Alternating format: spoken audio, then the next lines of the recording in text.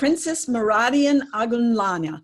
And I'm so glad that you're on this call so we can hear more from you, because from the minute you came on the call, I went, oh, I want to hear from her. She is the president and CEO of Innovative Global Consulting, LLC group of companies, and infrastructure, energy, business, and economic development group of companies connecting businesses in Africa to the world. She is also the founder, president, and CEO of African Women's Health Project International, an international nonprofit organization that focuses on empowering women globally through access to healthcare, economic empowerment, trade associations, cultural developments, and partnerships. Obviously, this is a woman on a mission, and it's a very powerful one. Please, Dr. Moradeun, please tell us more about you and how we can learn from you. Thank you so much. Thank you so much. And I want to say happy Friendships Day to all of you amazing women on this call. And of course, our gentleman, Mr. Jason, that was wonderful. That was moving. And I'm actually looking forward to visiting Bahrain and actually, doing more over there. I want to bring one thing to you. One thing about friendship. When we say the word friendship, we know that friendship is the only cement that will ever hold the world together. And we see that happening just recently all around the world. A true friend never gets in your way unless you happen to be falling down and they catch you. And that's what's so beautiful about about having friends from all over the world, people that when they see things happening to you, they stand up and they stand up for you. This, even in this global pandemic, all the things we've seen, so many things happening. The global pandemic, of course, just like one of the speaker on the last broadcast said, is that, during this global pandemic, that's when you will actually see that, we really do need friends. We can do more together than separately. But then in the midst of the global pandemic, then there was this uproar that happened over here in the United States. So let me now bring you back to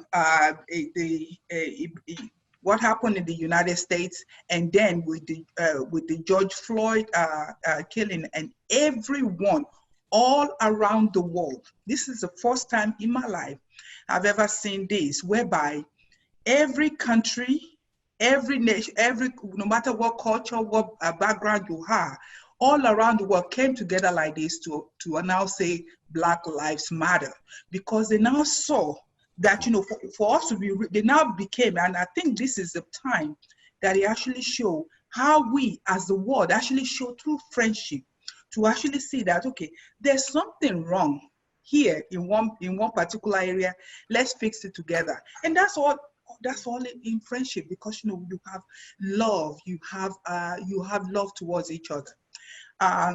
Bring you back to when I first came to the United States. I'm originally from Lagos, Nigeria. I'm the granddaughter of the Obanikoro of Lagos, the King of Lagos, and the great-granddaughter of the King Akaribu of Remo Kingdom. And on my mother's side, she's the granddaughter of the king in Benin Republic. So I come from 3 lines of royalty. And I remember, growing up, those things, is kind of embedded in you. And you know that, just being a royal, there's a responsibility that comes with it. You have to, your true friendship have to come from your heart to the people all around the world. So it's not just, you have this thing on your shoulder, that you have this responsibility that you have to play, that you know that you have to demonstrate love everywhere you go. So fast track to 1985, when I first came to the United States, and I happened to just landed in a state called, in a little city called Little Rock in Arkansas. Arkansas is in the southern post. I don't know if you all are familiar with Arkansas. So, and I'm telling you, out of Arkansas, I was a teenager when I landed here to just go to university, University of Arkansas at Little Rock at that time. And it was there that I started cultivating this true art of friendship. Because here I was, a young girl, right in a country far away from home. And you now start seeing that, wow, true friendship now start developing, because when you put yourself, you are now there, and you see how the people all around you all open up their arms, their homes, and their hearts to you. It was just, it was just really beautiful. And it was there, I think, when my second year of university, I was working at that time at the Country Club of Little Rock. And in that era, I want to tell you too, in that era, it was a little bit, the segregation was there, there was. But one thing about this, because I came from no limitation in my background, so I was able to just naturally get into a lot of places. Anyway, where I was at the Country Club of the Rock, and I first had my first friend, and the first friend will happen to be, of course, none other than President Bill Clinton. I was working at the Country Club at that time, and my name, Moradeun, you see, just like Dr. Linda, you mentioned it just now, Moradeun, you mentioned it very beautifully. That time when I would say, well, they will ask me for my name, I'll say Princess Moradeun. Now, Bill Clinton now asked me, what does your friend call you? I said, they call me Deun. And he said, write it down. And the way in Nigeria, the way we pronounce it was Deun. When he saw it on paper, it was D-E-U-N. So he just really phonetically pronounced it as a French, like Dion. So he said, oh, Dion. And he said, oh, yeah, so you are the one that we're waiting for. So, jokingly, we just, formed a friendship at that time. And I just really gravitated towards that name. So when people ask me, what's your name? I'm Princess Dion. So people in Arkansas know me as Dion. Been in Arkansas for over 25 years before moving to Houston, Texas. But I remember during those years in Arkansas, I served on the Little Rock Sister City Commission, just on this friendship matter. When you look at Sister City International, Sister City is started by President Eisenhower in 1955, and it was just really a way to knowing when you know other people's culture, when you know them intimately, when you form a relationship with them, when you go after friendship with them, you are able to know more about them, and then they become a sister to you. Just like Jason mentioned, even in a speech and even in the video, you learn about how, learning about other people's culture, opening your heart and opening your mind to other people, then you're able to learn about them, and then they become a part of you. The threats that you feel before is no longer there because you know them intimately. And I served on as a commissioner for this city of Little Rock for 10 years, 2 terms. As a sister city commission, I was a chamber ambassador, all the good stuff that goes along with that. And one thing all throughout when we are talking about the word friendship, when we're talking about it, one thing I found out is that, just like Jesse mentioned something about culture, there's no way you can go wrong by one of the ways to actually bring together, to have through friendship and through friends, to have friends all over the world. Like me, that's one of the things about me. One thing that that makes you to be successful in that is the fact that you are able to, when you share your culture with other people. Another thing, arts with other people. And most importantly, I was notable in the 90s for fashion. Now, I brought African fashion to Little Rock, Arkansas at that time. And then I found out that, oh, when I want to put on a fashion show, because, you know, at that time I was pursuing a journalism degree and with an emphasis on public information.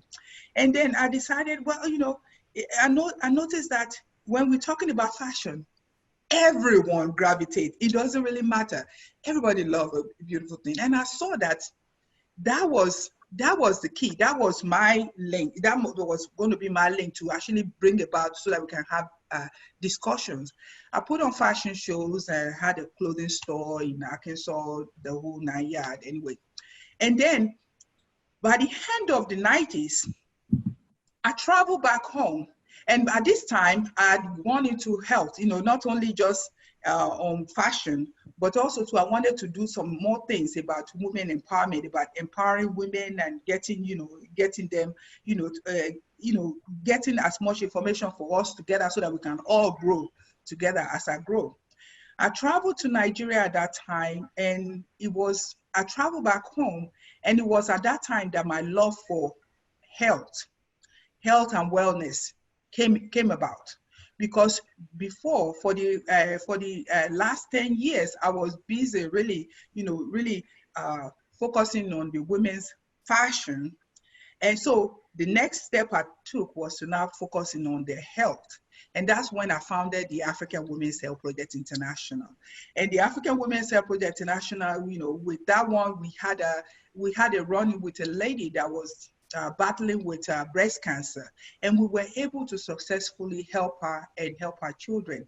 And so I saw at that time that, you know, there was a need for us to be able to get not only make women look good, I wanted to make them healthy. Then by the end of 2010, we now came about whereby there were some coffee farmers. Some women coffee farmers, actually it was not only just women, but it was women and men, coffee farmers out of Uganda. And they had a lot of, they were, you know, cultivating a lot of these coffees and cocoa and what have you. And they wanted to get it into the market in America, specifically to Walmart. So because I was an ambassador with the Chamber of Commerce, and because I'm from Africa, so I was naturally asked to cultivate a meeting. And so I cultivated the meeting, and before you know it, it turned into whereby the coffee are now on shelves in Walmart. And that was when I said, well, you know, okay, so we go from fashion, now into health, now into agriculture, you know, empowerment, you know, that's all wrapped into there together. So it's like, that's when I now decided, okay, well, I'm going to form this consulting company whereby when I do, I mean, you know, it's good to do good, but, you know, it's always good to, you know, to make sure that, you know, as you empower women, you know, to make sure that the money is put back into their community and what have you. And that's when I started the Innovative Global Consulting. So oh my gosh, you can see all this story, all of them all come together in the fact that, you know, it's all just because, you know, when you open up your heart to have true friends. And I'm telling you, some of the most amazing people I've ever met in this world are from Little Rock, Arkansas. I'm telling you, I call them my sisters, I call them my brothers, I call them my family. I mean, they did more for me because, you know, I was a teenager when I got there. And then to now, you know, we're not talking 25, 30 years ago. Mm-hmm. So, you know, growing with those ones, and it's all the growth happened only because I had true friends around me. And I just want to just encourage us, even as we embark on this journey. And I want to say, Amina, thank you for your hand of friendship, you know, towards me, because I just really believe that, you know, friendship means family and liking each other's mind. People who are friends, we talk and spend time with each other, and, you know, and especially as we do a lot of things now, programs not from only here, but, you know, even bringing it to the United Nations, you know, having that cement of friendship is what will hold the world together and hold us together. Thank you all so much. Love you all so much. Thank you so much. Her Royal Highness Princess Dr. Dion. Got it. I will go with that. So amazing. Thank you from the bottom of my heart. I feel like I have a new friend now from Arkansas, from everywhere. Yes. Yes, thank you so, so much.